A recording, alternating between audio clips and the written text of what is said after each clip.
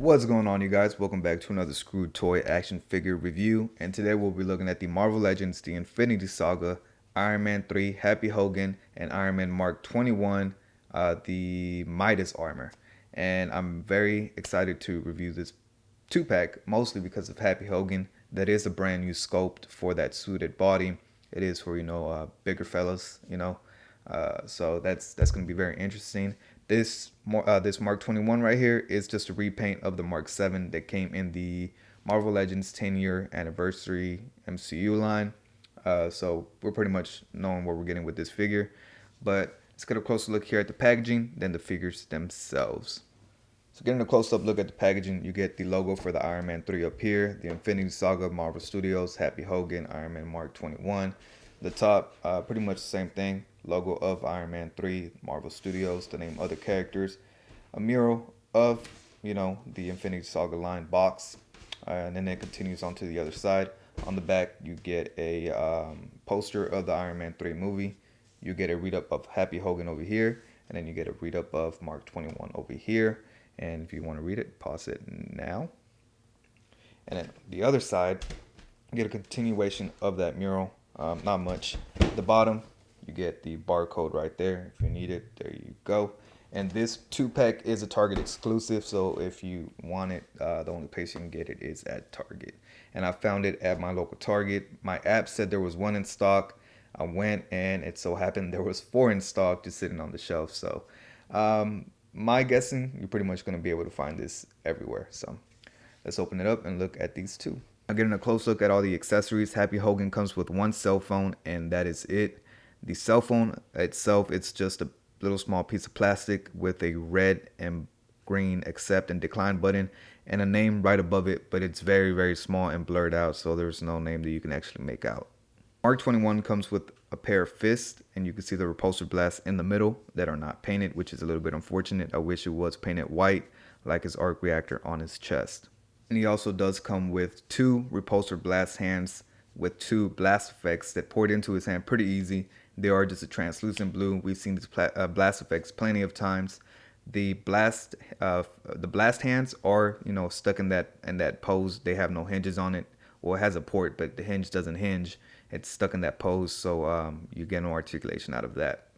Now, getting a close look at Mark 21, I felt like we should look at this one first because it is just a repaint of Mark 7 from the 10-year anniversary line of the MCU.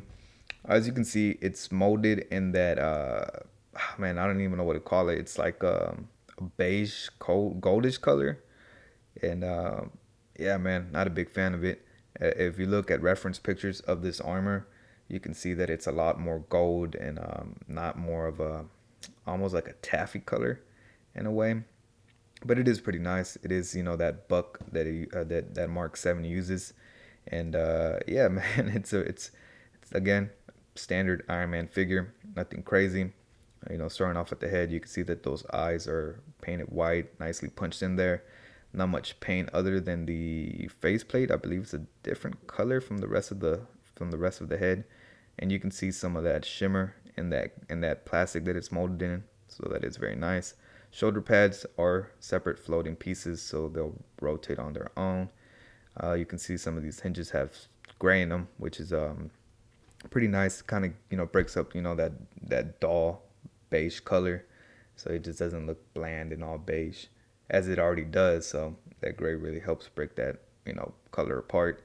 The middle, you can see it's painted in a white with the blue trimmed around it to make it look like it's glowing, and I like it, but I feel like it doesn't do as well of a job as it did with the Mark 3 Iron Man figure that we just got in the same line. As you can see, if I bring it in, this one has a little bit more of an overspray on the actual armor to make it look like it's glowing. So I feel like this is a lot better than this, but this does the job. But looking down, you can see all the nice sculpted details. The big old chunky legs, they do look very nice. You can see some silver punches here on the kneecaps and in the middle. You can see the back has those big old hinges in gray. No real paint in the back, so that's a little bit unfortunate. Those elbow joints do have gray in there too. The bottom of the feet, as you can see, I believe I got 2 left feet. I don't know. It's kind of hard to tell. But it looks like I got 2. Let me see. Yeah, it kind of looks like I got 2 left feet. But I'm not too sure, as you can see. But they are nicely sculpted, and it does have those arc reactors in there. And then it does have ports for those blast effects if you would like to port them in there. So that is nice. And then as the other Mark 7, he does have these little flaps that pop up to help him, stabilize while he's flying and whatnot. And they are nicely detailed inside, but there's no paint. Some silver paint would have helped and went a long way, but it is what it is. And yeah, man, pretty good figure. Not much to it. It is just a repaint of Mark 7. In a close look at Happy Hogan himself, he's a pretty decent figure, man. It is all brand new sculpt. I believe the arms are reused. If I bring in the Obadiah stain, I believe they're the exact same. Yeah, it looks to me that they might be the same. If not, they're probably the Coulson body arms, because these do have pins and the rest of the body is pinless. So I believe these are reused.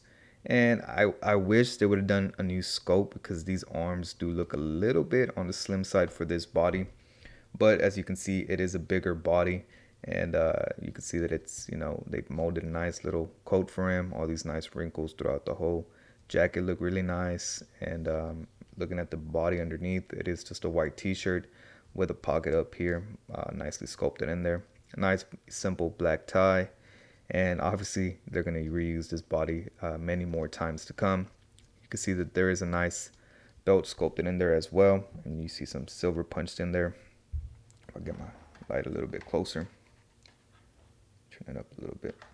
But yeah, you can see some silver punched in there on the belt. Nice little holes in there and belt loops, so that is very nice. And then the legs are big and chunky, to really go with the rest of the body. Some seam lines, real nice. Some wrinkles here in the crotch area, so that's really nice. And then you can see at the bottom that the pants bunch up a lot. So a lot of cool things you could do with this body. Finally have some good representation for some big boys. So that is nice. You can see right here that the pants bunch up right at the shoe. So that is very nice. Very nice details, man. They went, above and beyond with this sculpt. They could have just made it straight. But it is very nice. It is just an all black plastic. No paint, no nothing. And the shoes, I believe they are new as well. They're just your standard, office work shoes. So that is nice. And then you can see the serial numbers at the bottom of the feet with some peg holes. So that is nice. Not much to it, man. The Happy Hogan head sculpt is very nice. You can see that is, what is his name? John Fabrio, something like that. So it does look like the actor. Like I said in my previous videos, that Hasbro gets better and better with their head sculpts and face printing technology. So I can't imagine what they will look like here in the next 3 to 5 years. But nicely done. No real complaints here on the head sculpt. The hair looks very nice, very nicely detailed. You can see all those waves in his hair. Very nice. No paint in there to really help it, pop. But it is black hair, so I don't know how they would have done that. And the hands, I believe these are reused again. I believe I've seen this hand before, and as well as this one. It's just a trigger finger hand. So if you wanted to give him a gun, you could. As you can see here, I have a pistol, and you can weave the finger through the thing, and there we go. You can have Happy holding a gun. So that is nice. And again, man, not much to the body. It is pretty simple, but it does the job.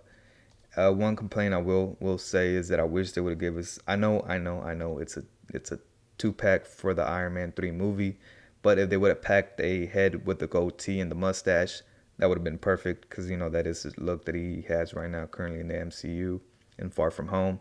So you can use this as your Happy Hogan from Iron Man 3 or even Homecoming, Spider-Man Homecoming, but not for Far From Home, because he does not have that goatee. So an extra head for this guy would have been nice. I would have taken that over the cell phone. So. But yeah, man, let's get a quick look at these guys' articulation and then some size comparisons. So Mark 21 can look up just that much, so not very much because it does run into the back of that neck scope. It is on a ball and hinge, so the old standard head articulation for these figures. Ugh. So he can look up that much. He can look down just a bit, not much, but good enough. His head doesn't really pivot much, so not the greatest articulation on that head, and it does rotate a 360. His arms are on ball joints, so they do rotate a 360, and the shoulder pad again is a separate piece, so it does get out the way. He does have upper bicep swivel, double jointed elbows to bend in more than 90 degrees, so that is nice. His arms do go all the way up, so he can hit a very, very nice T-pose. But they are a little stiff, so do be careful. There you go. And then the fists do swivel a full 360. They hinge down, not much up, because that guard right there does get in the way. Very similar to the Mark III that we just reviewed. And then the blast effect hands, like I said earlier, don't really hinge or anything. They are stuck in that, neutral pose because there's no hinge there. So that is a little bit unfortunate. He does have an upper diaphragm cut, so he can pivot very nice to the sides. As you can see, he can, go backward a little bit and a lot more further up. So very decent articulation here. Wish you could just move a little bit more forward and a little bit more back, but it is what it is. No waist swivel or anything. He does have those ball jointed hips with the thigh covering that, that portion that runs down. So he does have, upper thigh cut, double jointed knees to bend in a fair amount so he can kick his own ass fairly easily. No calf swivel or anything, as it's an armor, but his foot does hinge that much forward, that much back, and he does have very nice ankle pivot. Oh, and I did forget to mention that the back, obviously the flaps hinge up and down, and that's about it. Gonna look at Happy Hogan. It does move a little bit better as it is a newer body, so his head can look up just a little bit because it is that dumbbell joint, so ball and ball, and yeah, you can't really get a lot of looking up with that type of articulation. So he looks a fair amount. He can look a fair amount down. He does have great head pivot, so that's good. His arms do rotate a full 360. They're on a ball joint, so he can hit a T-pose. Not much. They don't really move up much, but he does have an upper bicep swivel, double jointed elbows to do bend in a good amount, so that is nice. His hands are on hinges, so they rotate a full 360 and hinge up and down a good amount, and that's for both hands. They both hinge up and down, and he has a ab crunch right there in the middle, so he can crunch this much forward, not much back, so that jacket, it kind of restricts it. He does have a waist swivel. He does have upper thigh cuts right there, and it does kind of break up the sculpt a little bit, so depending on how you have that pose, it kind of breaks it up and it looks a little wonky, but not too bad. He does have double jointed knees that bend in a great amount, so he can easily kick his own ass, as you can see right there. And then it starts looking a little blocky right there though, so that is a little bit unfortunate. And no calf swivel or anything, but it is a suited body. His foot does hinge not much forward, a good amount back, and he does have great ankle pivot.